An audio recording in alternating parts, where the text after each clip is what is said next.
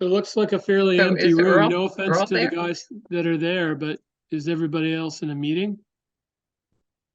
We have a quorum now. Yeah, Alrighty. Austin's not here for the rest of the week, and you said Daphne is unavailable. Right. She won't be available to the end of September is my understanding. Yeah. So And Earl's there or no? Earl is not here. And nor is Bob Heffernan. Okay. And nor is Austin. So this may be a short meeting, which isn't such a bad thing, but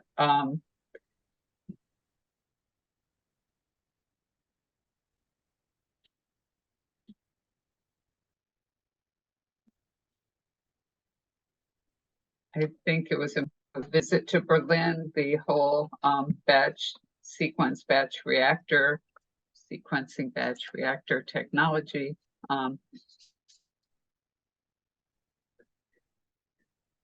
Coming up with questions on the read or the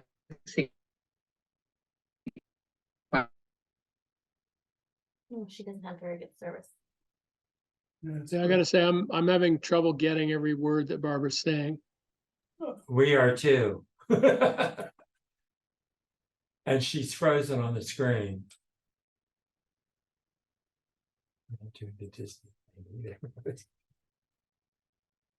She may want to turn her camera off. That may help her.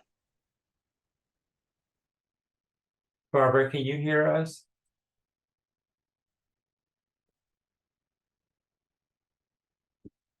Remember, you might have to start it then. I don't. Okay, I'll just tell her to turn off her camera. I think she did. I Oh, think she she did. completely exited.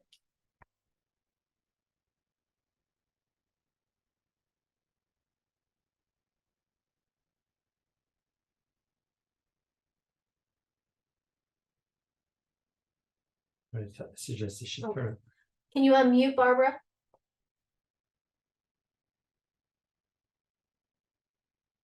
okay. Okay, it might help if you turn your video off and we can just hear you. It might help with your internet connection. Good. Okay, I'm fine with that. Now how do I do that? Okay. Stop video. There you go. All right. Okay, that means I don't have to have a light shining in my face, so I'm happy about that. Okay, so we can start with Austin's contact with the Wolf Point, I think it is, Narita site in Alabama. And Austin sent us the slides that they sent to him. So maybe we can bring them up first. Yes.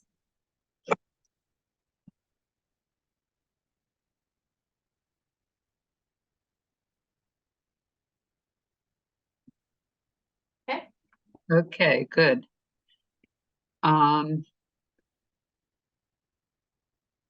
Yeah, it starts off, the first, actually half of the slides talk about why the old technology is old and why they looked at something new. So we can go through them fairly quickly. But the second one is, I like that Mark Twain quote, but the second one is that they looked at Aqua Narita because it seemed to solve the questions and problems they had. I don't know what alginate is, so I was hoping Mark might be able to tell us about that. What is, I'm sorry? Alginate. The last bullet there, alginate can be beneficially. Oh, it's the growth of algae. Oh, okay. Who's that word? Oh, right here, that last word right there. Oh, there it is. Hmm? Alginate. Yeah, I'm not sure what they're alluding to there, but that's where that term comes from. It's the growth of algae. Yeah. Is I that looked is up that online. distinct? Is that a product that's distinct to this process? Isn't that something that you get anywhere? I would think so. You find algae growing around the perimeters of most of the tanks, to some extent. It's one of the things that the operators hose down periodically.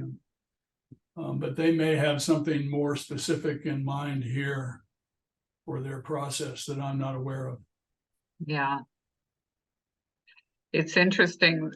I'm wondering also about stays in the tank during peaking rain events. Do you think they had problems? Well, I suspect that in some standard treatment plants, the huge flows, if there is no flow equalization, your plant has a substantial flow equalization tank. Mhm. But if there is not substantial flow equalization, the wash of water through the plant can create what we call a washout of the microorganisms. They get washed through the system out the effluent weirs and degrade the effluent. And I Okay. suspect that's what they're talking about. Yeah, okay, good. I did a quick Google search and it is a polymer that is created and they can use that for other applications. Alginate is, Yeah, So so it's a polymer. a I polymer. would think polymers is being plastic, a form of It plastic, but says it comes from brown seaweed. yeah, Yeah, yeah. I read that A too. natural polymer, Yeah, oh, huh? okay. Okay. And apparently it's got medical uses, so I don't. All right. Huh. You can make use of that. Put it in the Wow. car. you can sell it. Yeah. Well, BB might be interested in this. That's great. They give, you give back. Yeah, really. So this slide, I think, talks about their loads and their limits, given the sensitive drainage area they're in and the area they discharge to. But doesn't really apply to us, so we can go on. This one's interesting because it shows the size of their old treatment facility and the size of their new treatment facility. So it's just kind of a tiny portion with increased capacity. Barbara, 3.5. you don't know the difference in square footage, do you, between the two sites? Yeah, I don't see a scale on it, but I don't either. Yeah. No, and Austin didn't know either. He said he would need to have, he said the site that the utility company.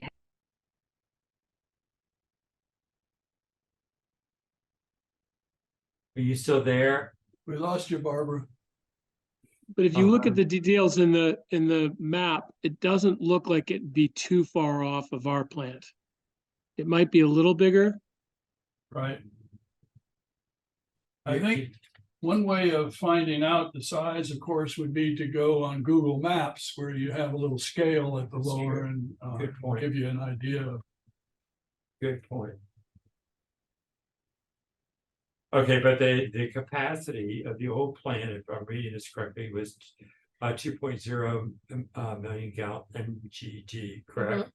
And the new one is 50%, no, more than that, it's 3.5. Yeah, I was gonna say almost double. 50%, so it's almost double. Right? Mhm. But also in what looks to be maybe A a third. quarter to a third of the footprint.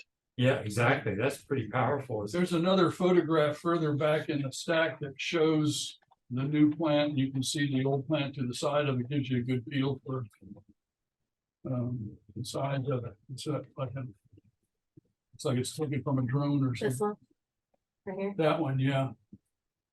But you can see what the new plant is. And it looks like they're still making use of some of the old tankage.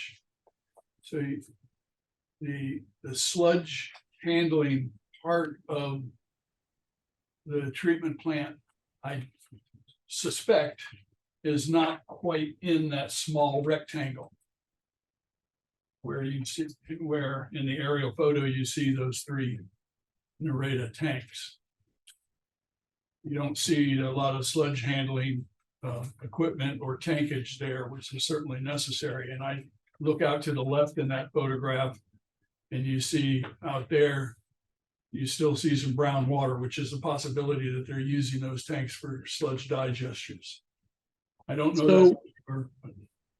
So while we're waiting for Barbara to come back, that brings up sort of a question that I've had since the last call, which is, I got the sense from everything we heard and discussed that there are some benefits to doing just what you were describing, Mark, sort of using some of the existing pieces of the current facility, in line with the new, if you were to do something like this Nareda thing. Absolutely correct, Sumner. So That'd be the question is, High enough not to worry Yeah. about. I know we went on this little map-based journey around the dunes, but it seems to me that, so, hey, Sharon, I just got a text from Earl saying, can you ask them to add me in? I guess he's waiting in a waiting room somewhere. Okay. And Barbara How feasible is it to stick with this location and, shore up the floodplain issues and be able to build this new thing at a higher level? Do you think we can make that happen? Absolutely. And of course, Austin showed that picture of Charleston, South Carolina, which has been in the back of my mind all week. when and if we get a chance to go down to Berlin, well, it's not an Nareda plant, it is an SBR plant. You can see how it's constructed in a way that could easily withstand flooding. And this tank here in this photograph, obviously, could withstand flooding. The tanks are up out of the ground substantially. I mean, my impression was that really one of the most vulnerable pieces of the current plant was the low elevation of the drying beds. Would we need that in the new in this scheme? No. No, you could have mechanical sludge dewatering, and you could place it on catwalks up with the tankage. So then that just becomes a matter of how much does it cost to create the catwalks or whatever other devices far Yes, enough out of the floodplain. That's right. But if for instance, you look at these 3 tanks here, if there were concrete walkways filling the gaps between those tanks, you would have a lot of space to put aerators, pumps, operations buildings, you use the tanks themselves as the piers for the bridge. Okay. So that's a possibility.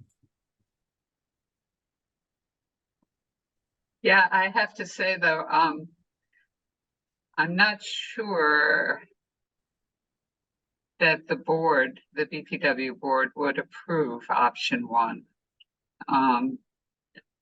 Even though well, I guess if we could be convincing again, we still need to find that, Austin was looking for the report that was the basis for DENREC's push to get us out of our current location, to see if that can be challenged, see if there are false assumptions in it. In this thing you look at, guys, I apologize. I was working in the backyard. I blame Sumner Crosby and his wife, by the way, for making me work that hard in my backyard. Because their backyard is so nice, and so I do apologize. So what you guys were talking about is about leaving the plant where it is, but using the new technology. Is that a correct assumption? Yes. Okay. And Yeah. Earl, the idea was in this image, for example, this is, as I understand it, a slideshow from a plant down in Alabama, maybe, that's using the Nareda. And the three tanks in the foreground are the new installation of the Nareda technology, with all the other stuff that's sort of off to the left there being the old plant's technology. And as Mark said, which is still being used for some aspects, I'm assuming, of early stage processing of what's going through the Nareda plant. And so, I got that impression from the slides from last time, was that there might be some benefit in using the existing capital that we have at the Howard Seymour plant and combining it with whatever Nareda thing would be. But of course, to Barbara's point, that may not be what the board wants to do. But I guess you are suggesting then that you have enough room to have the plant currently being operational, but yet still build the new plant next to it. Is that a fair assumption? I believe that can be the case. Yes, Earl. Okay, thank you.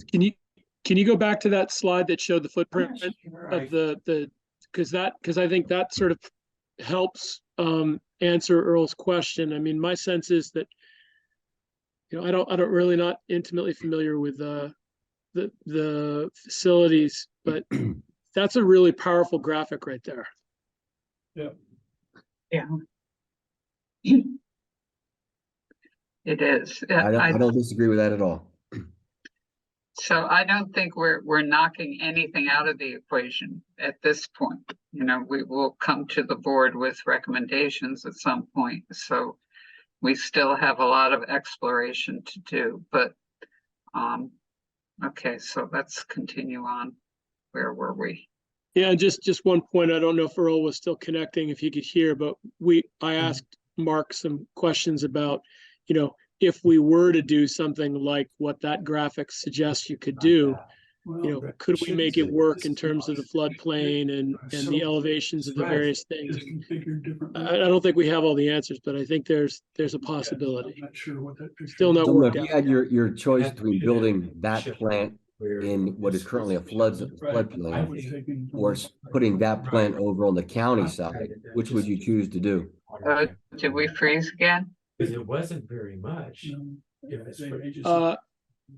Right. I don't know about freezing. I can hear audio. I can see the video from the Lewes BPW room.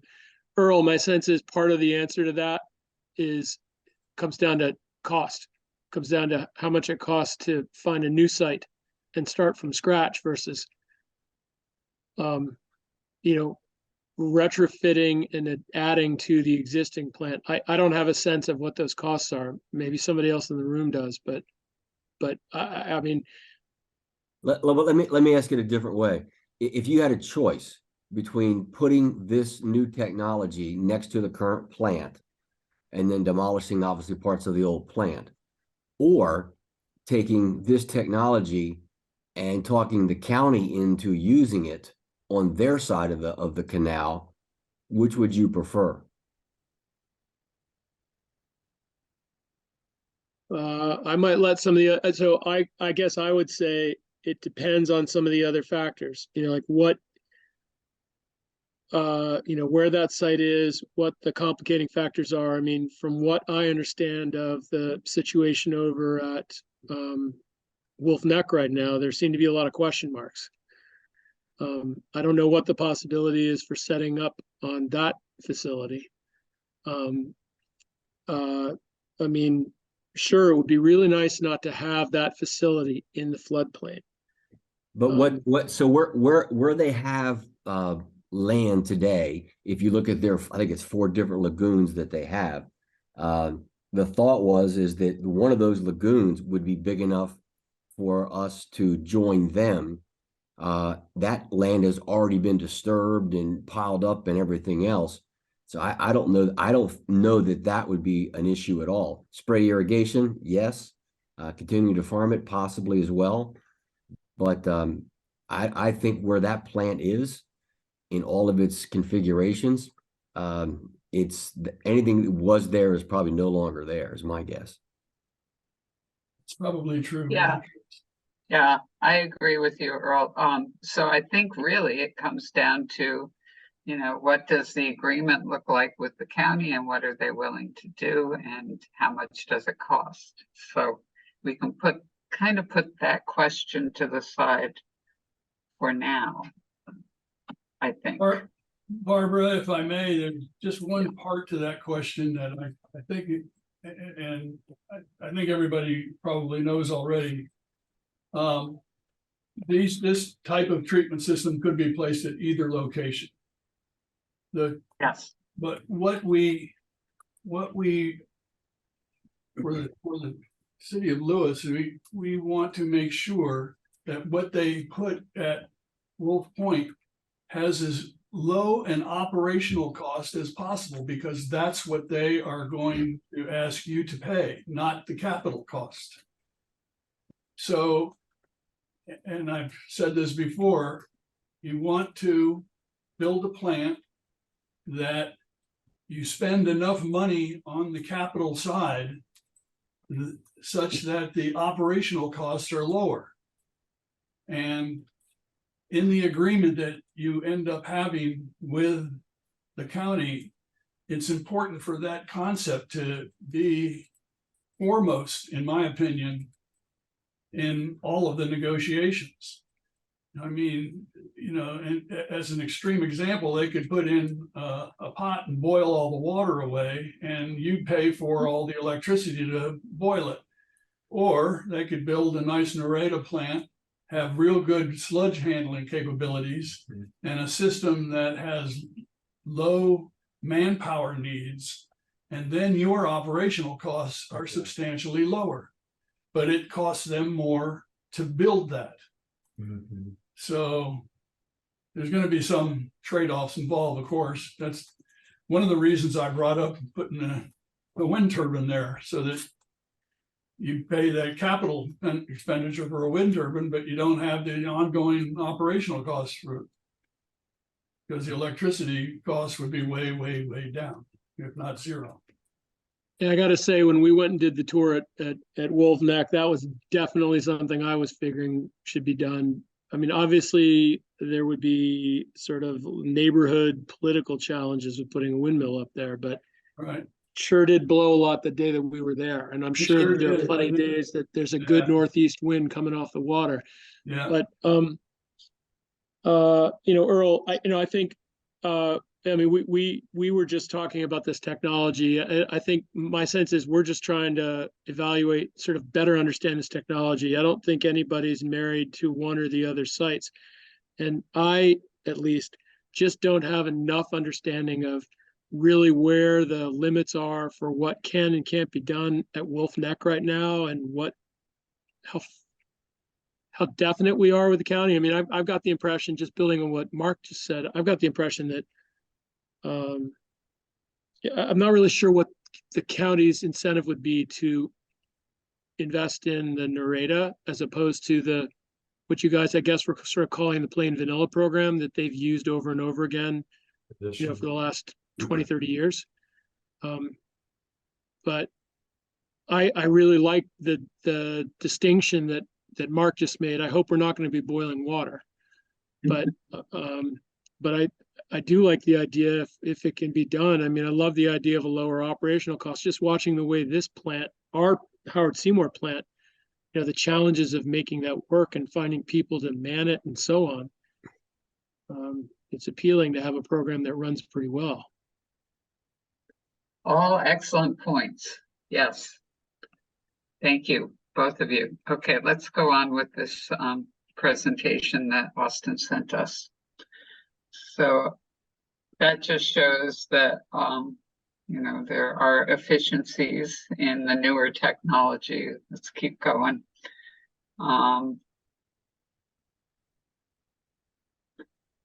Yeah, also keep going. I think we really want to skip through an awful lot of this until we get to the stuff about what they see as the benefits. Here we are. Why Aqua Nareda? Okay. And that's key. Advanced treatment without complexity. So all that other stuff that would not be needed.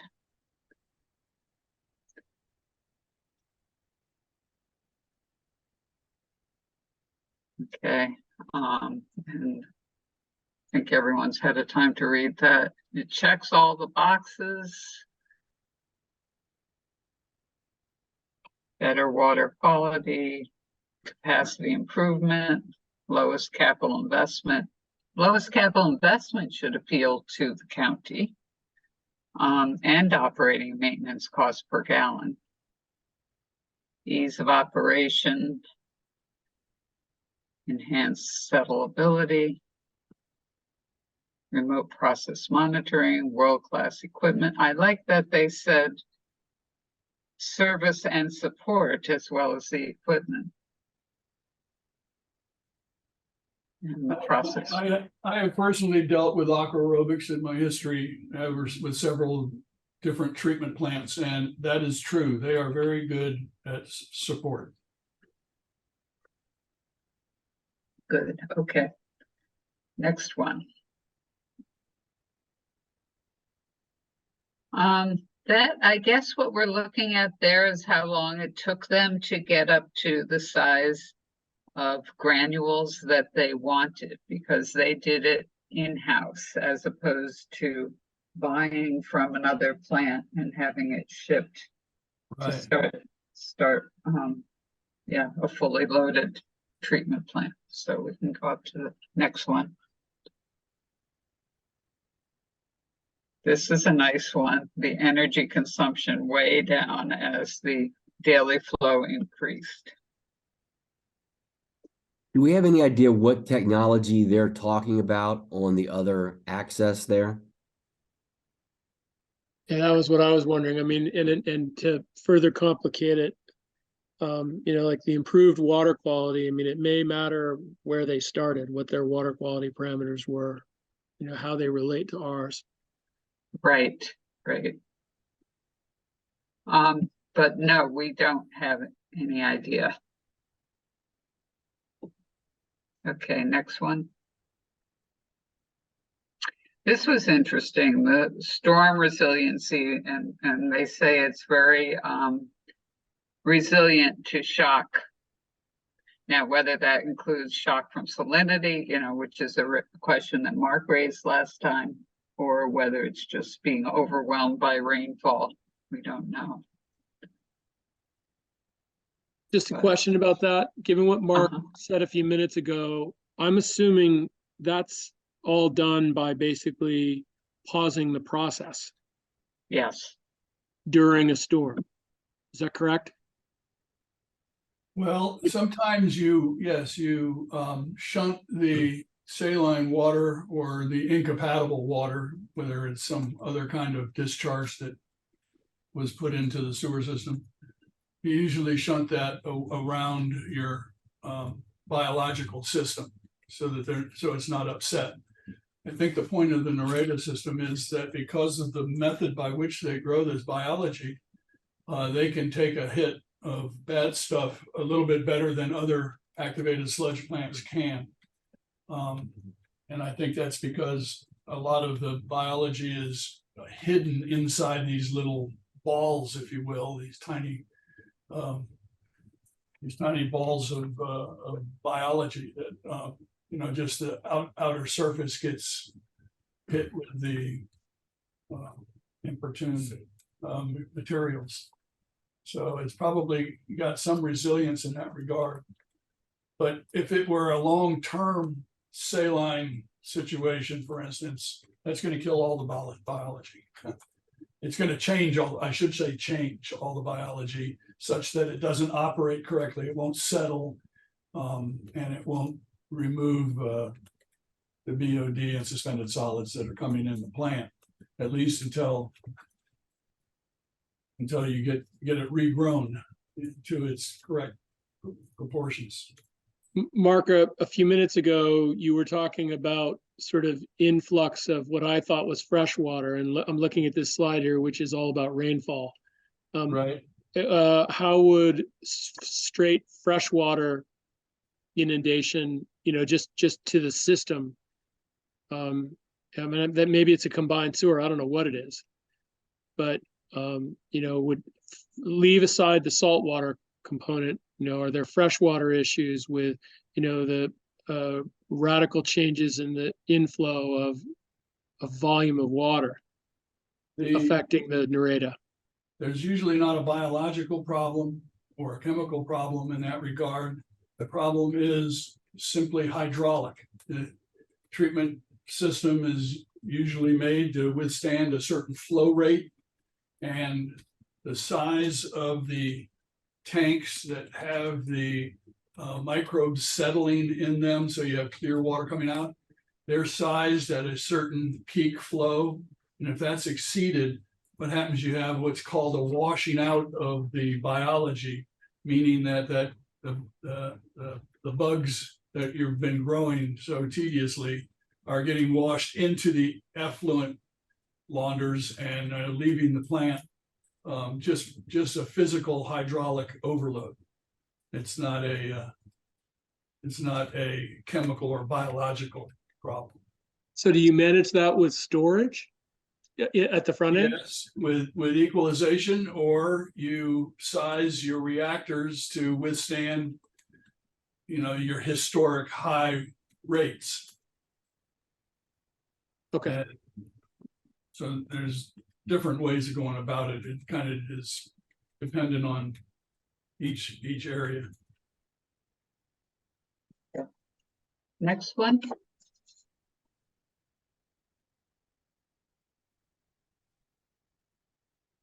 Okay, that's what they decided once they had it up and running. Why they like the Aqua Narita process. Fixed decanters, covered weirs. Covered weirs is a plus for an operator. Otherwise, you're out there cleaning the algae off of them pretty regularly. So it's not a huge issue, but if you're an operator and you have to do it once a month, it's pretty nice not to have to do it. That's all. Yeah. Integrated sludge thickening, 3-tank configuration, instrumentation, and so on. Feed tubes can be cleaned without draining the tanks. Okay, multiple tanks facilitate the diffused aeration maintenance. And finally, why invest? Now, see that here they're calling it an SBR process, I guess, because they have the 3 tanks. So it's sequencing batch reactor as well. Yeah, there's three timed functions in the Nareda process. In normal batch reactors, there's 4 time periods. So it's enhanced batch reactor, if you could look at it that way. Okay. So that's it for that presentation. We also have something comparing Narita to other treatment systems, and if Sharon can bring that up.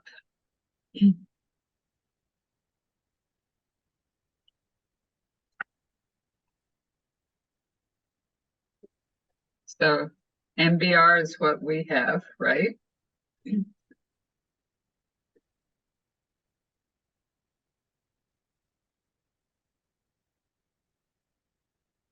And certainly MBR has some advantages. This is really small on my screen, but thankfully I did print this so I can read it.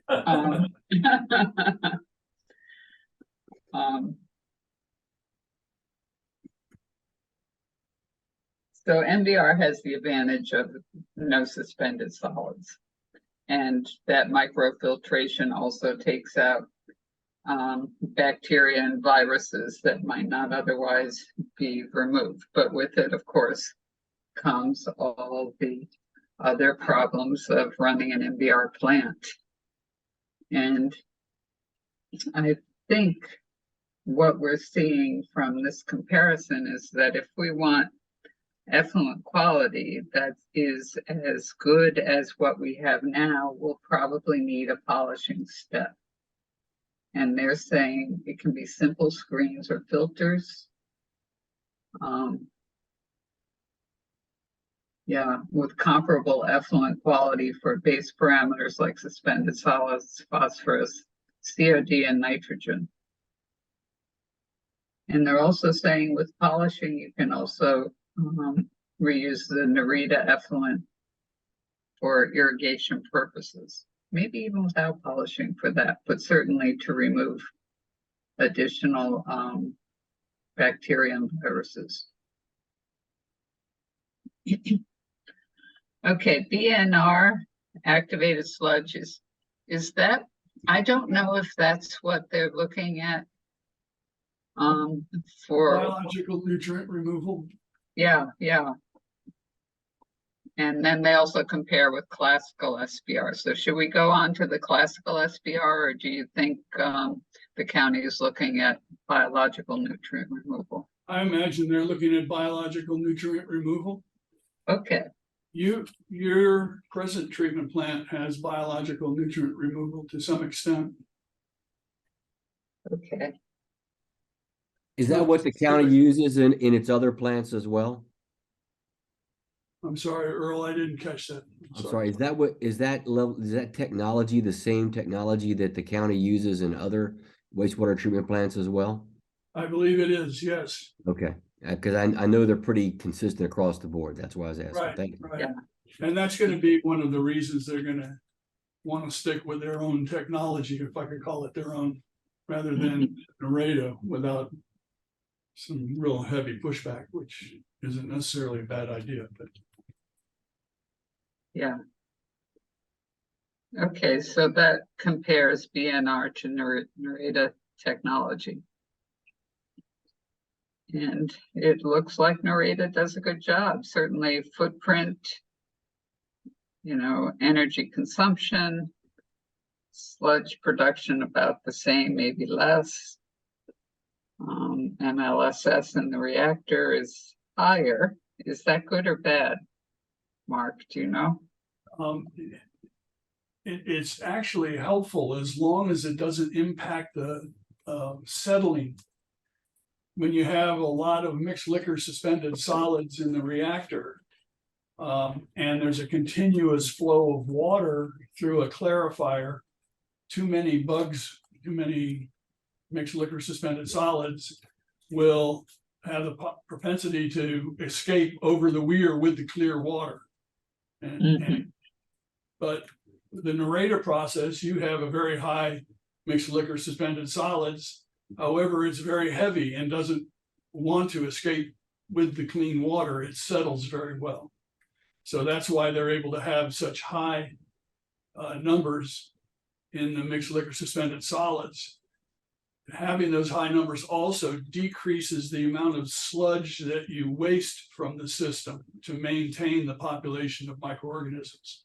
And that's a benefit also. Yes, yeah. Okay. All right, and of course, we already heard that CapEx and operating expenses are much lower. With the classical SBR, I don't know that we need to really look at it except for the process cycles. Fill and decant, aerate, and then settling is all you have with Narita. And then the bottom part there, I don't know whether I copied it incorrectly or not, but everything is down on the right side one thing. So phosphorus removal, instead of chemical, you have biological. Effluent quality is good or better than classical. Process stability is good to excellent rather than fair to good. Footprint is about less than 50%. Energy consumption, that's what, less than 90%? That's remarkable. It is remarkable. That, Yes. Sludge production similar or lower, and CapEx and OpEx lower. Okay. I don't believe they're saying that the sludge production is only 10% of what you find in the other one. I think they're saying that it's No, 10% that's 10% lower. Am I correct with that, Barbara? Aren't the rows off? It's off by one. Go, less than 90% is the energy consumption, not the Oh, sludge. okay. Oh, okay. Yeah, Okay. sludge production is similar or lower. Yes, okay. Okay.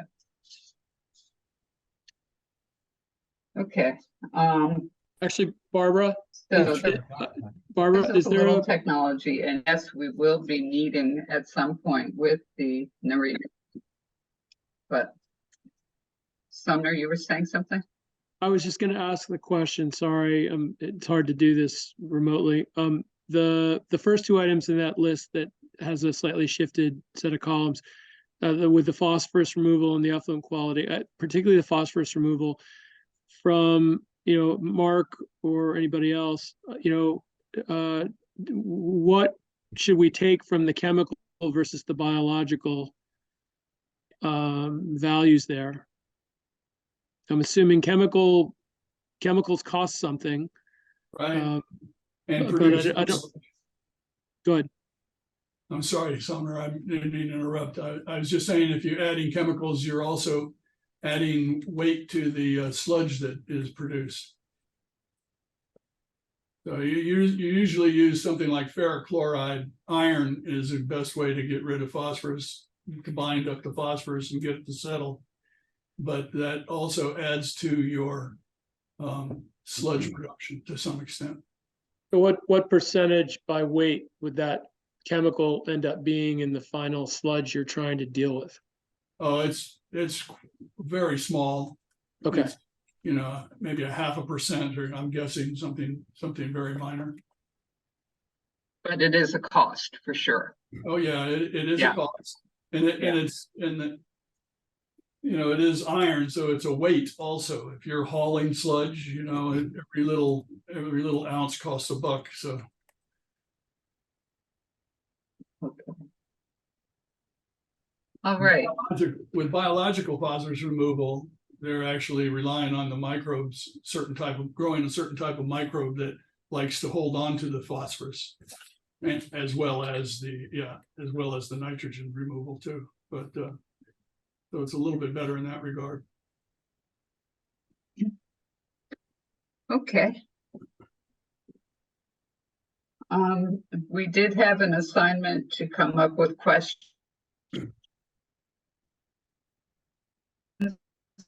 for the Narita people on the agenda.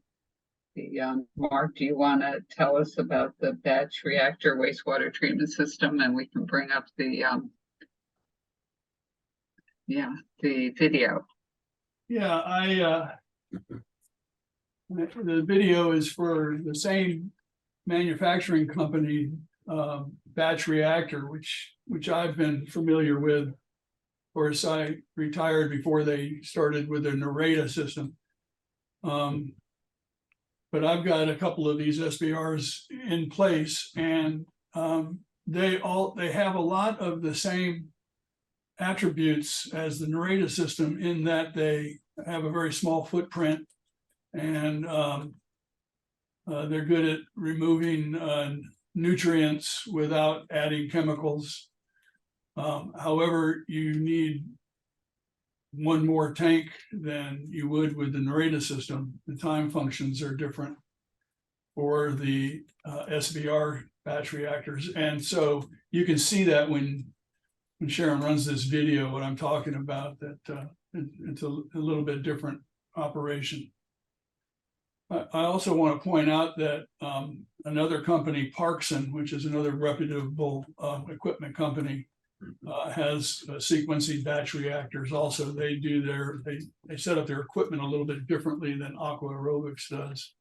And the Parkson system is what has been placed at the Berlin treatment plant. So if we do go down there, that's what you would see at that location.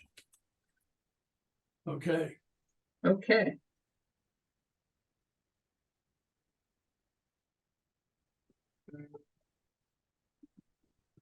So let's go to the movies. With nearly 3 decades of batch reactor experience, Aqua Aerobic Systems continues to lead the wastewater industry with reliable and cost-effective treatment solutions capable of removing nutrients, reducing phosphorus, and producing reuse quality effluent. The Aqua SBR sequencing batch reactor system features time-managed operation and control of aerobic, anoxic, and anaerobic processes with flexible process control that easily adapts to changing effluent demands. Operation of the Aqua SBR is a 5-phase process, beginning with mix fill. In this phase, flow enters the reactor and a complete mix environment is achieved with a dedicated Aqua DDM mixer. The absence of dissolved oxygen and rapidly depleting nitrate levels create the ideal anaerobic environment, promoting biological phosphorus release. This phase also operates as a fully adjustable selector process to control filamentous organisms. In the react-fill phase, wastewater continues to fill the reactor, and aeration is introduced. During aeration, organic material is oxidized and phosphorus is absorbed, while ammonia is converted to nitrates. Unique to the Aqua SBR is the ability to offer discrete intervals of aeration and anoxic treatment. These intervals can be controlled by simple timers and dissolved oxygen control. For more advanced oxygen control, the IntelliPro process management system can be utilized to monitor ammonia, nitrate, oxygen reduction potential, or phosphorus concentration.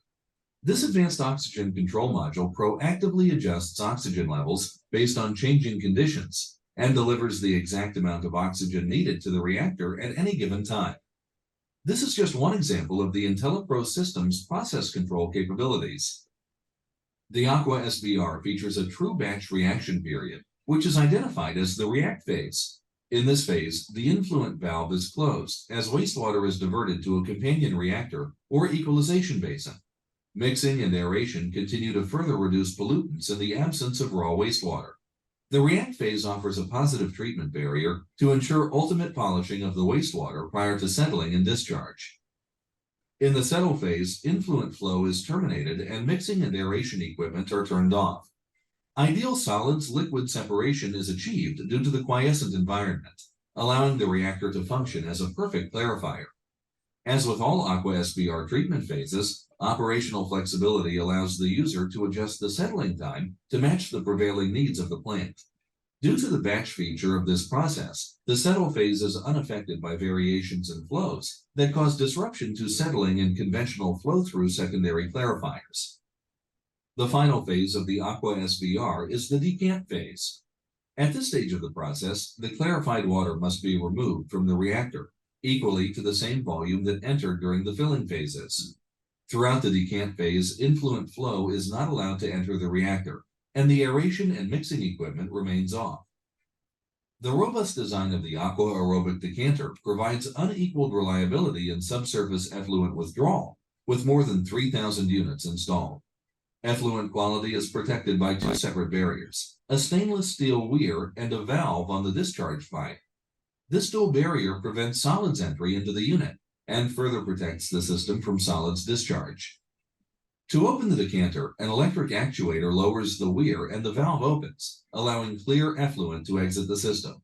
Among its many features, the decanter floats and adjusts to varying water levels, assuring that only the highest quality effluent is being removed.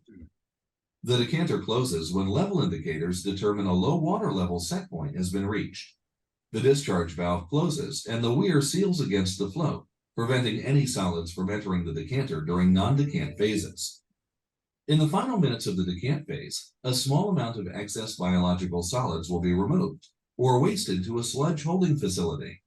This process is typically accomplished with a small submersible pump, which operates for only a few minutes per cycle as needed to remove the thickened sludge. The Aqua SBR sequencing batch reactor system combines the latest innovative solutions to enhance biological nutrient removal, effluent withdrawal, and energy-efficient process control. With more than 1,000 systems installed in both municipal and industrial applications, the Aqua SBR sequencing batch reactor is the most recognized and cost-effective solution for adaptive wastewater treatment.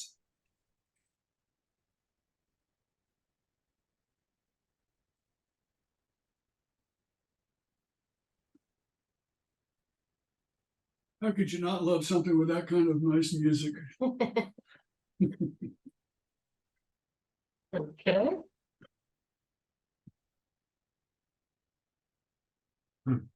So that's the difference with the narrative process and the aqua SBR is during the settling, the flow must go to a second tank, which is under aeration and mixing, while the settling takes place in the first tank. In the narrative process, you don't need to do that. You can continue flow into the tank while the quiescent system happens and the clean water is taken off the top of the narrative system. So you more often than not want to have more tanks anyway. However, narrative doesn't absolutely require 2 tanks. You only have it for redundancy. It'd be not a good idea to not have 2 tanks for maintenance reasons. Okay, that's helpful. Thank you. Anyone have questions about that? I think we may have more questions if we get to visit the Berlin, Maryland plant. Mark, do you want to talk about that? Yes, I emailed first Megan, the superintendent at the treatment plant, and Jamie Lacham, the water director down there. And I did not receive a response. Turns out they've been on vacation. And so I called and talked and caught up to her. And she has not had a chance to talk with Jamie. They need to get their heads together about when would be a good time. But they are open to us coming. I just haven't formalized it yet. I said that it looks like we would want to do something, after Labor Day at the very minimum. And so it's still a bit up in the air, but they are open to having it happen maybe in 2 to 3 weeks. That fits everybody's. It's just a matter of us getting down there and spending an hour, maybe, or an hour and a half at the plant. We could go out to the spray irrigation site as well, if so desired. How long a drive is it, Mark? I'm sorry. How long a drive is it? Oh, down to Berlin? Well, Yeah. it's about an hour, I'd say. Does that sound right to you? Don't go on a Friday. Yeah, right. So you go out to, to Georgetown or out 24 to 13, go south, and you just get right past where Route 50 goes out to Ocean City. Okay, so it wouldn't be a full day trip. It would be a half day. Approximately a half day, I would guess. Yeah. Yeah. Good. And what technology are they using? I'm sorry. I'm sorry. What technology are they using at that They're location? using the Parkson battery sequencing batch reactor. And I have some cut sheets on, little blurbs that I printed out from Parkson for everybody when I'll scan it in and send it to everybody. Oh, okay. Yep. Good. Thank you. Do we want to try and put together a couple suggested dates, or do we want to wait for the next meeting to do that? Let me hear from her first, and she'll come up with several dates, and then I can get that information to you all and see if that's comfortable for everybody. Okay. Sounds good. But they use Parkson, right? They use the Parkson system, Right. the fill and the draw and all of that madness and the air coming on and turning off. That's all the same. That's all works the same way. They just have different methods to that floating decanter they talked about in aqua aerobics. They use a different type of decanter system. It's just a mechanical. They describe, did the description in the video suggest that a lot of this is automated so that Absolutely. it's all programmed? That's right. Right. That's exactly how it's done. So you have the fewer employees needed to. Yeah, it's pretty good. And I also want to point out that in all of these systems, the effluent from them, if it were going to go into the canal, would still need to be filtered. Not the kinds of filters that you have presently at the treatment plant, which are extremely fine filters and are not needed. And the filters that are at the Berlin treatment plant, I would suggest you take a look at. They're what called disc filters, and Aqua Aerobics makes those, and they're quite substantial and easy to operate and make good water. And when you say filter there, is that the same as the term polishing? Yes, Is it? that's Okay. correct. Yes, Thank you. that's what they mean by that, polishing. So the decant from these devices, whether it's Nareda or Aqua SBR, goes into a tank. And from that tank, it is pumped at a regular rate through the filter. So rather than an equalization tank at the headworks of treatment plant, you have a smaller equalization tank after the secondary treatment. So it's clear water, it's not full of rags, it's a lot smaller tank, and it's a lot more easy to operate than what we have presently at Lewes.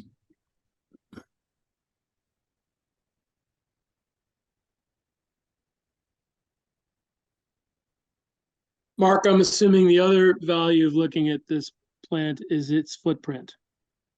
That's exactly right. I really wanted to show that so that you could get a feel for the possibility of how something could be built on your existing site if you came to desire that. Because this footprint is maybe half the size of your treatment plant footprint. And we were able to build a brand new secondary with effluent polishing and everything else right there amongst the existing treatment plant. And that's a similar flow rate throughput. Yes, I tell you, I've been going through my old files and I cannot remember exactly what the flow rate is. I believe I put in a 3-tank system that would ultimately get to 1.25 MGD, which is less than your maximum flow rates. And that they presently are only using 2 of the 3 tanks because they are only getting about 0.8 MGD presently, which is similar to what you're getting. So it's not exactly the same, but it's close. And I have I installed extensive sludge handling there because any operator will tell you the sludge handling is the tail that wags the dog. That's where all the operating time is. So, Mark, you made some comments in the previous meeting that made it sound like we need to be, this is my interpretation, that we need to be careful about just how amazing the Nareda technology is, particularly with sludge handling. Can you explain what the differences are? I mean, the whole settling process changes things, but I'm assuming at some point, ultimately, there's a bunch of things that need to be taken out of the system and exported somewhere. Yes, they still have the sludge. And the more I have looked into it, the more I believe the Nareda process may be more advantageous than standard activated sludges, simply because of the ability for that sludge to be made very dense very easily. So it will cost us less to ship it. Yeah, squeezing the water out of sludge is what saves money on sludge disposal. And it seems that the Nareda process may have the ability to dewater more easily.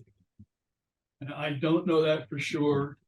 I'm not, I've never designed a Nareda process, but from what I've been looking at, what Barbara has showed me and what I'm hearing, it looks like there's a very good possibility that their sludge handling can be advantageous. So the sludge, plant you're looking for us to go to is is a plant that has that kind of technology, and the operators would be there for us to talk to. Is that your thought? you mean for the narrator process? For the other, the one in Oh, Berlin? yeah, for the SBR, yes, that's what I had hoped. They would be there. You could ask them questions about it at the Lewes, at the Berlin treatment plant. So just a different thought, and take it for what it's worth. The different firms that we're not, excuse me, not talking about, the two we're talking about, they make their living on selling these plants, right? Yes, So my thought is, it's just a different version of the same thing. Let's bring them in. They should fly in and see us, and we can give them, here's our reports that we get today, here's the sludge, here's the volumes, et cetera, and have the people who actually sell the product come in and tell us how it compares to what we currently have, and also what the county currently has. They're the ones that you need to talk to eventually anyway. Why not just talk to them now? I think that's a good idea. I really do. Every once in a while, very, very, very infrequently. And they have offered to do that, so, I'm sure they'd be more than happy to do that. yes. And And by the way, so there's an old, I used to work for a guy named Steve Bennett, who was at GE and eventually went to run into it. He had a saying, because all the sales guys would go out, the BD guys trying to buy businesses, and they wouldn't talk to him, right, until the very end. And he had a saying that, if you don't include me in the takeoff, you can't include me in the landing. And when I think of the board in general, other constituents as well, in addition to you fine people, and Hans, let's have a meeting with everybody, right? Let's have Nareda come out. Let's have this other firm come out. Let them know exactly what we have, exactly what we're trying to do, exactly what the county does, and let them pitch it. How they make their living. I think that's a good idea. I would add maybe that you Yep. would. We don't know exactly what the county does. No, that's true. I guarantee we can find That's- out. Right? Yeah. We can do that. County, what? Because they're using the same technology they've used for the last 30, 40 years. I would recommend that when you have them come, is that you get your engineering group with you at the meetings. Yeah. But literally have the county say, here's our and send it to them in advance, right? Here's our input, here's our output on that technology. Here's what we've done with our technology. You mean invite the county to the meeting? Is that what you're saying? Yeah. Yeah. Yeah. Again, it goes back to that Steve Bennett thing. If you don't include me in the takeoff, you can't Right. include me in the landing. If you make them part of the actual process, I think it's more than, okay, here's the big pitch, Okay. yes or no. Yeah,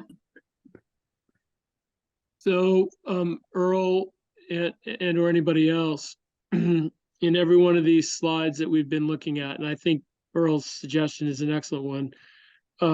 How likely is it that we would be able to have the cost side of the equation rather than just the sort of the physics and chemistry and biology, sort of the engineers side? I mean, there's a bunch of cost elements that we've seen in these slides from Aqua Nareda. Do you think the county is willing to open up their process enough to say, hey, here's the performance, here's what it costs us in terms of capital, here's what it costs us in terms of operating, the OpEx, CapEx pieces that we saw, is that feasible? Is BPW willing to do that?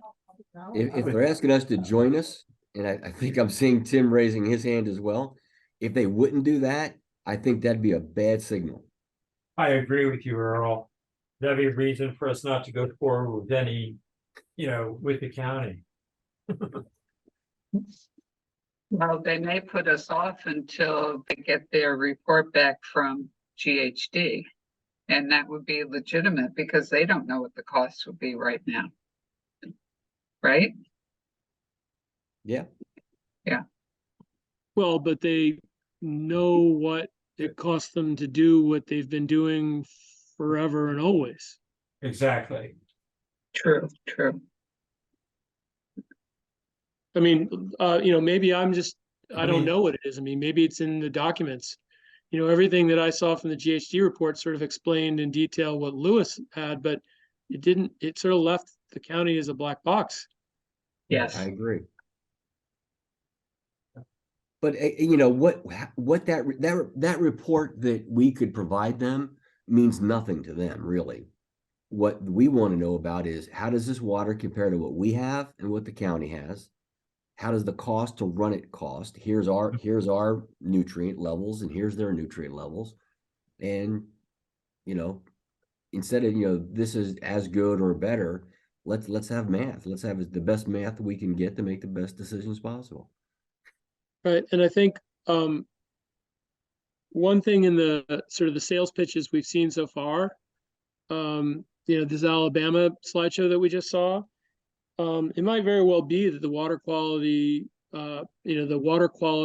parameters that are part of the NPDES permit are not as demanding as the ones that we have. Yep. Awesome. So that's, I think, one thing I want to make sure of is that we're comparing apples to apples. And by the way, the sooner we do that, the better off we are. If we find out that this thing is the greatest thing since sliced bread, man, let's charge the hill. If we find out that it's not as good as we thought, okay, let's think about it a different way. Yes, yes.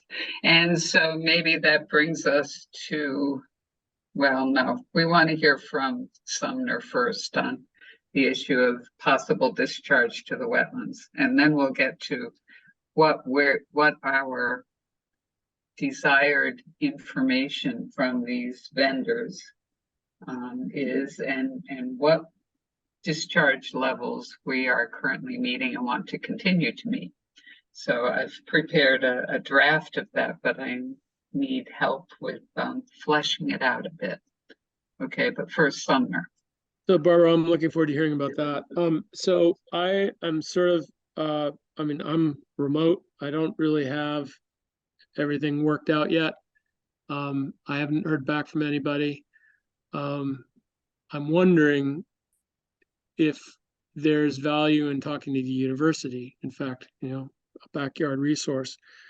What I have learned so far is that most of the literature, at least, that EPA has about using wetlands for as the receiving end of a treated effluent process, there is definitely pretty high level of concern about disrupting all the biological activity that's in an existing, functioning marsh or wetland. Much of the literature I was able to get my hands on would suggest constructed wetlands are the way to do these things, because we can build a wetland to do what we need it to do without possibly damaging an existing system. I think one of the principal issues here for us will be how our freshwater effluent would affect a wetland that's tidal. And I'm not sure what the salinity of that tidal wetland is, but how it upsets the salinity balance in the wetland, and how it might change the biological balance in the wetland. And then there's the simple, I think, the challenge of working the freshwater, the volume of freshwater through the wetland. But that's where I am. I don't really have what I hope to have for you this week. Okay, and I have to say, probably just as well you didn't, because this Zoom meeting for me is extremely frustrating, because I get about 70% of what people say, and the rest is blank spaces. So I will be reviewing the recording when it's available to see what I missed. And audio isn't working. So that's probably why we haven't heard from her. And I don't see her here in the list of, She is here. she is, okay. Uh-huh.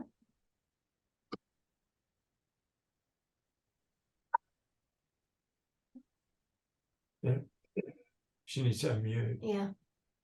Oh,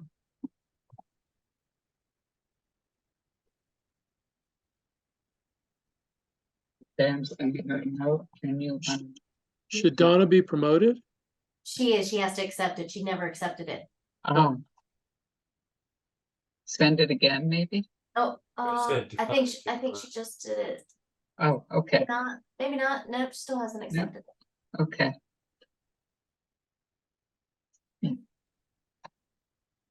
But that question about the you know, taking the water through the marsh, I think it's a great question. But the county must have a solution for that because they were looking to do the same thing, right? Right, so I kind of jumped through it. So I may have misunderstood what the question was last time. What I thought I heard was what how palatable would it be to the agencies, DENREC and EPA, to, correct me if I'm wrong here, how palatable it would be to discharge our effluent into the wetland rather than directly into the canal, with the idea that ultimately would flow through the wetland and get to the canal. But just like we were saying about filters, the wetland might further polish, if you will, some of the nutrients. It might further remove some of the nutrients as the water passed through the wetland. What the county does is what most municipal treatment plants have done when they've engaged wetlands. They construct new wetlands rather than use existing wetlands. And that was at least what Hans was talking about, and what I think one of the GHD options was to construct wetlands that are new wetlands built to handle wastes at some level of treatment. Correct me My if I'm understanding wrong. is, and I don't know if this helps or hurts in any way, but if you look at where the railroad tracks are or was, the elevated parts by our wastewater treatment plant, what I've been told is the water that's the area that's closest to us, separated by the railroad tracks, closest to the plant, is actually very, very much like fresh water. It's when you get on the other side of those railroad tracks that it's actually has the higher salinity values. That's interesting. You know, I tried to find information on the salinity levels in the wetlands near the canal, and I couldn't find anything, but I didn't spend hours doing it. I just spent, 20 minutes searching. So Maybe Earl, you- was there what you just said, Earl, does that come from some study that BPW commissioned, or how's that, where does that statement come from? The answer is I don't know, but I've heard it on more than one occasion, and I think Okay. some of this goes to your thought about getting some designated smart person from the University of Delaware that can help us work through some of this. I've got one or two connections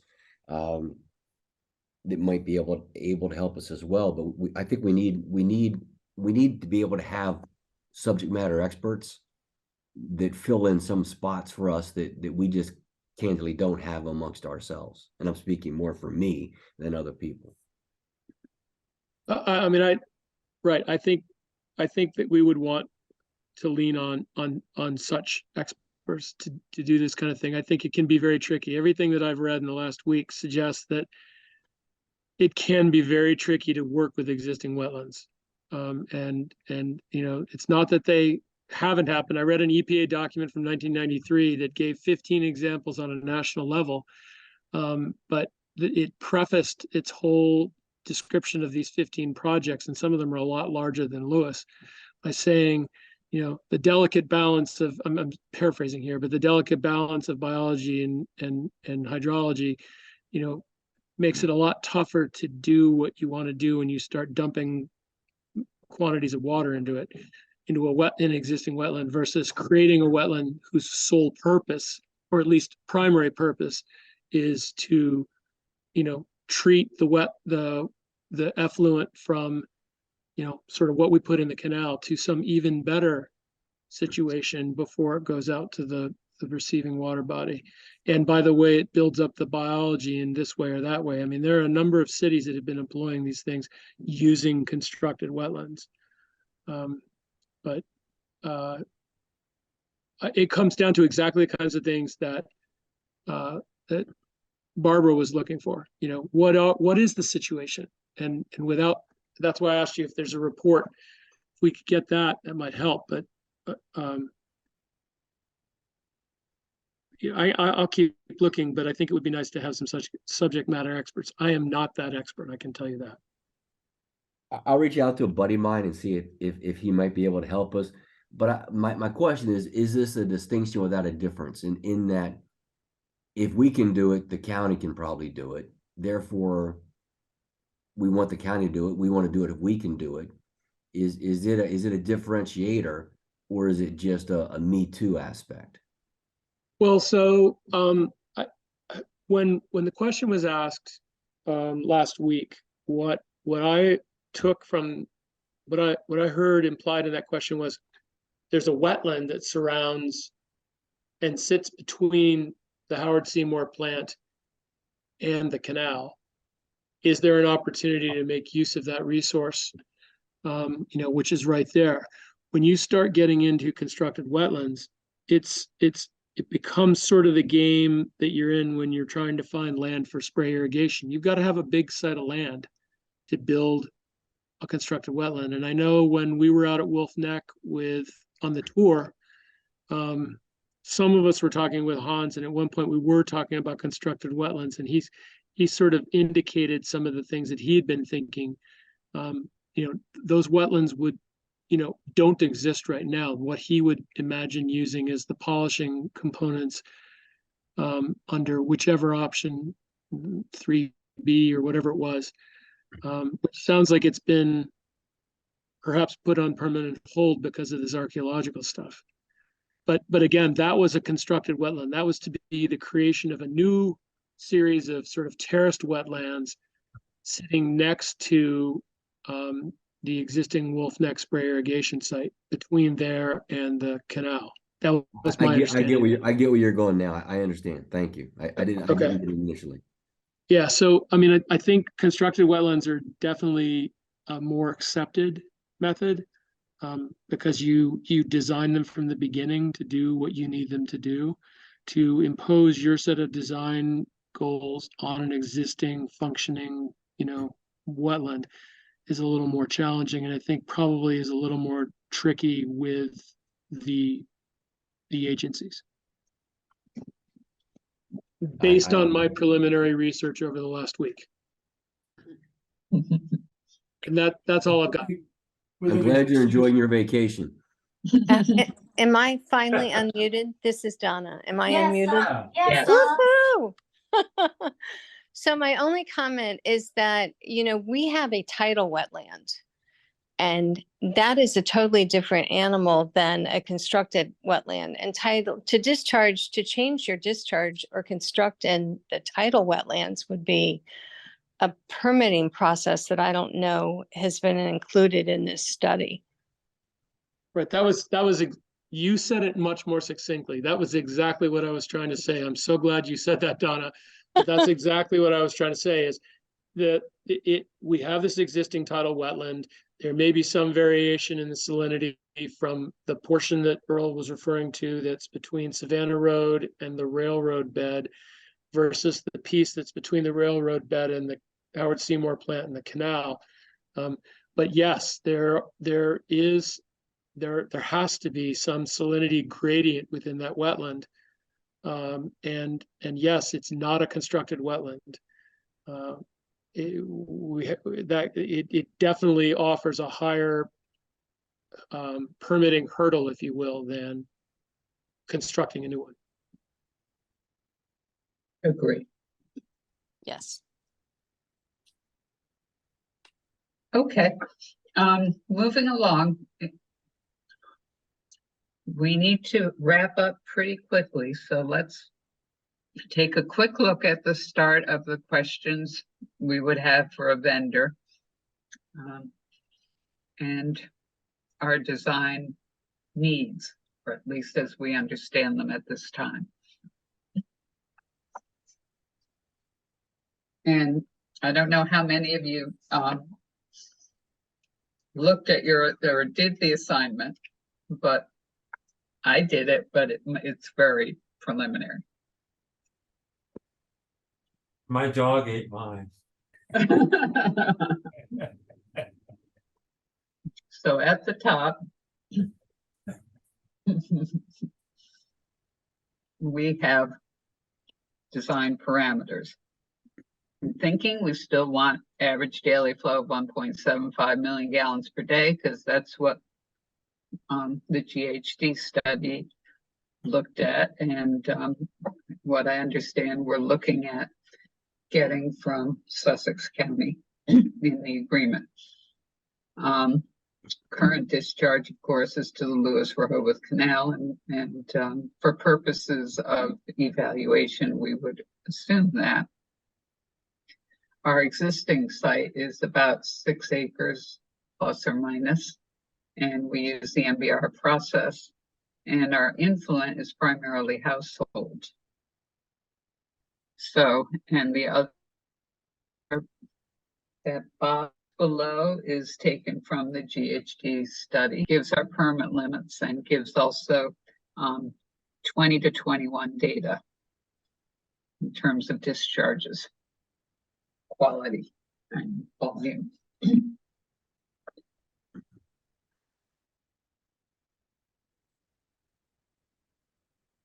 So these are the magic questions. Can their process give us at least this kind of quality to meet the current permit limits? And, you know, preferably our average now, because we don't want to degrade the water wherever we're discharging to. So these were the questions I put together, and at the bottom, I'd like to know the advantages and disadvantages of their systems. The Narita versus the sequencing batch reactor.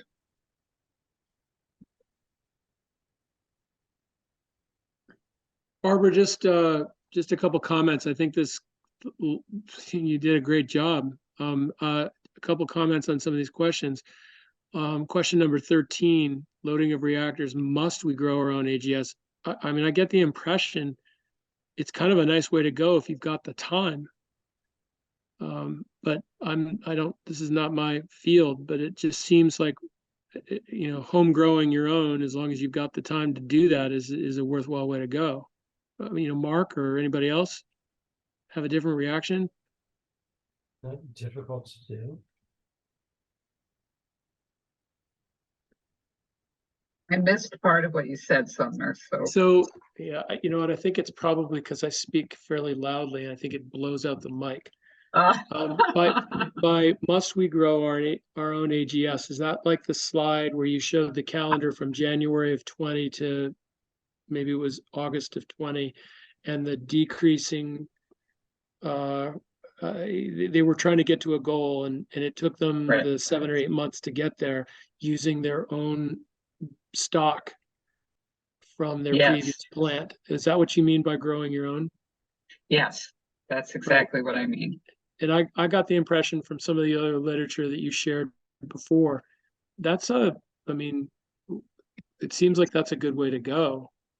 You know, my sense was it's more expensive to do the other, but maybe there's more to it than that. I'm guessing it's definitely more expensive. The question is, and growing your own certainly works when you're retrofitting. And it seems like an awful lot of their plants have been retrofits. But if you're suddenly, you know, starting with a new plant, growing your own may not be the way to go, because you have to meet your permit limits from the start, and you can't be running 2 systems at the same time. There must, yeah. Go ahead.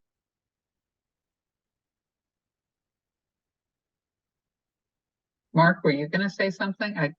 No, I didn't have anything to. Oh, okay, so I was done talking about it too, so I just want them to address that, how expensive is it, you know, whatever. But really, you know, we haven't seen anything in the presentations about what they recommend for sludge management. You know, they talk about energy use being low, but how low? And when you look at, you've got to have a headworks, you've got to have a polishing step, you've got to manage the sludge. You know, when you add all that in, how much space do we really need? How much does all that cost? And what does that do to our energy use? You know, and those were just the questions I came up with, and I'd love to have people like flesh them out. We have someone come out and give us a presentation. We make sure we have our questions answered. So Barbara, I wrote a couple down last time as we were going through the slides last week.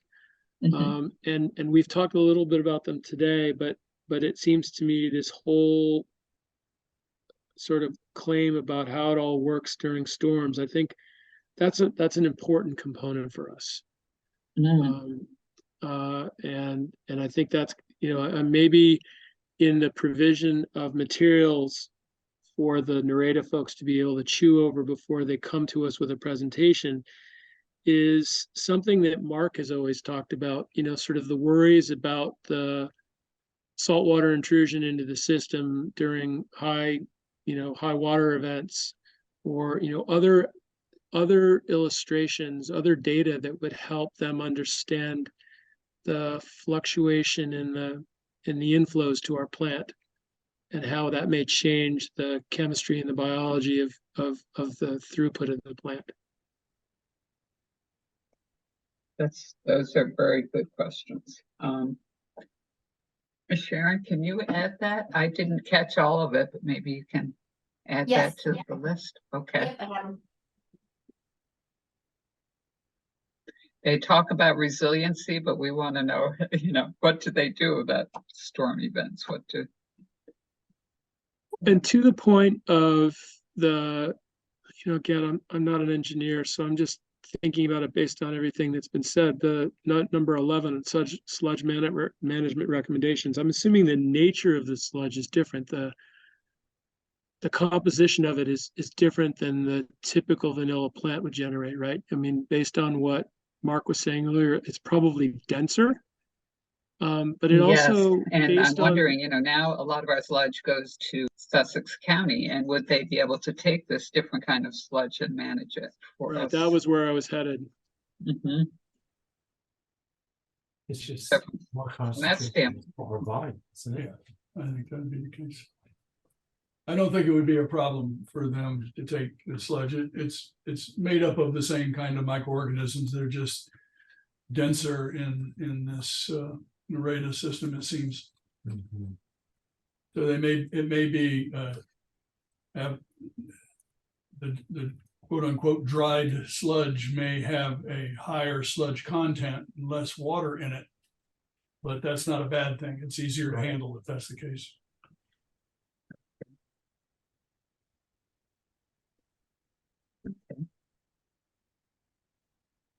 But that would be another reason it would be good to have the county in with a meeting when we meet with the vendors, right? Yes. Mhm. Right. I mean, I think your selection of questions here are very good. We can maybe even add to some of them, right? Number of operators to run the plant. I'm sure they've got different systems, maybe in different states. I don't know about how they actually do that. My guess is there's some differences. The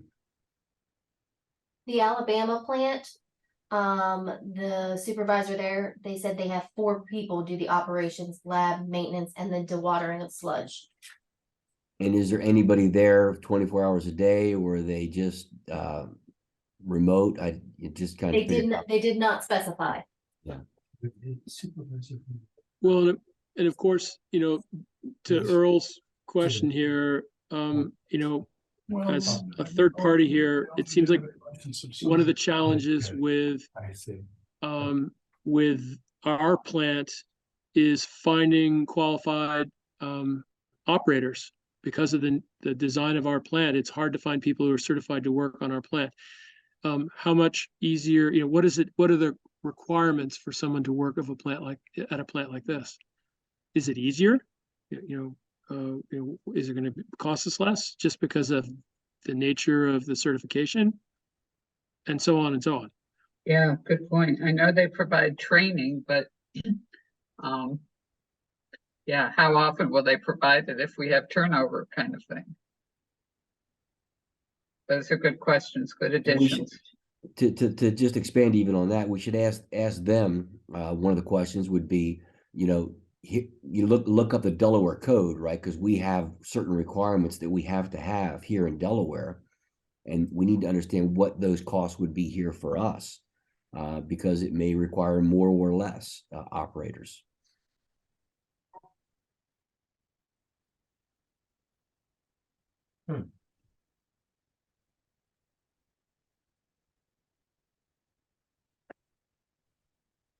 Yeah, Barbara, I don't know that I've got more items. This is a great list. Okay, if you could send something to Sharon, if Yes. any or all of you, you know, use this as a starting point and maybe flesh out some of the things I've got here. Certainly training should be one and resiliency should be another. They were good additions, although I keep missing half of what people are saying. So, and Donna just sent me a message that she may lose connectivity too. So maybe we're at the point where we set the next meeting and When it comes to wrap these up this questions, and one. again, I know I'm a little bit of a duck out of water here on some of this stuff. You know, reaching out to Hans, reaching out to Tom Panetta, I mean, any and everybody, and get questions from them. It's harder, you know, if they're in the boat with us asking questions, that's not a bad thing. That's a good thing. And if we find out that there's something bad, that's good for us as well, because we can collectively make the right decision. But you know, somebody like Press has a ton of experience, and he's going to carry a lot of weight in the decision process because he's probably the smartest guy at the table when it comes to that for the board. So I'd be very inclusive in my process. Great advice, Earl. Thank you. You're welcome. Okay, next meeting.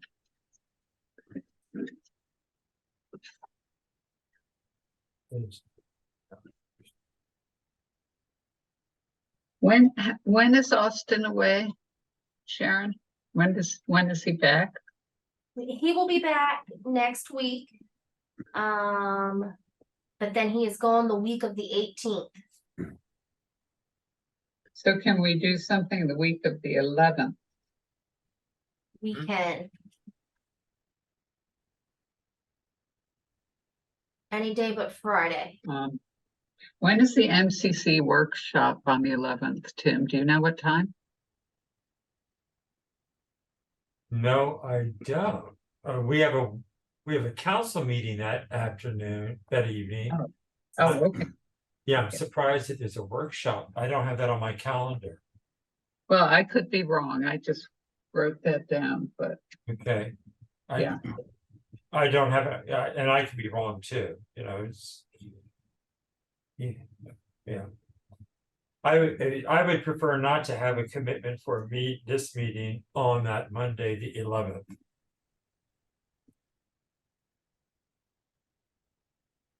Sorry, Tim, I didn't hear that. All I was saying is I would prefer not to have this committee meeting scheduled for the 11th. Okay. What about the 12th? That works okay for me. I can make it work. Mark? Yes, it's fine with me. Sumner,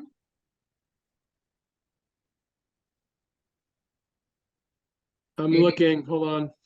Yeah. I had it up. I had to go check the boss ah, to see what the situation was. So what day, the 12th? Yeah, In the Tuesday, afternoon, are you thinking? the 12th, it's a Tuesday? In the afternoon, what time? Let's say, is 3 o'clock good for people? Yeah, 3 o'clock Okay. should work. Okay. And, Sharon, does it work for you and Austin? It works for Austin and I can make arrangements. Okay. It's his fault.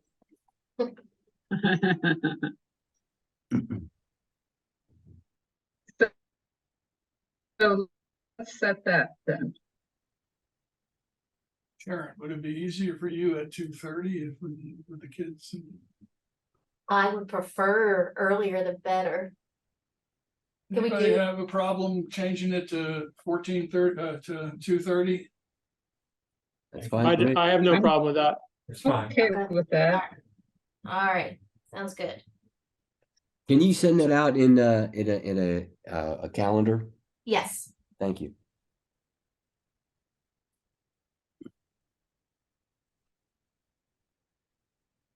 Great.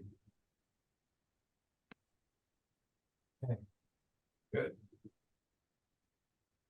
So do we have any questions or comments from the public? we don't have any public available. Okay. Then do we have someone, Just real quickly, want to All make a these- motion to adjourn? Barbara, before you do that, just, there were a number of items that I'm assuming Sharon picked off of a menu that were all live links to documents and things that we were showing. Do we have access to that? Because I'm clearly not finding that in any of my documents. I did not send it out because I got it late. However, it is all available on the BPW website under the meeting. Oh, perfect. Okay, thank you. Yep, Good question. I'll try to send it out if we get things in earlier. So that's fine. It just to, I mean, just to know if that's the way you roll and I can just go to the meeting thing and find everything, that's great. Yep, That's perfect. Thank you.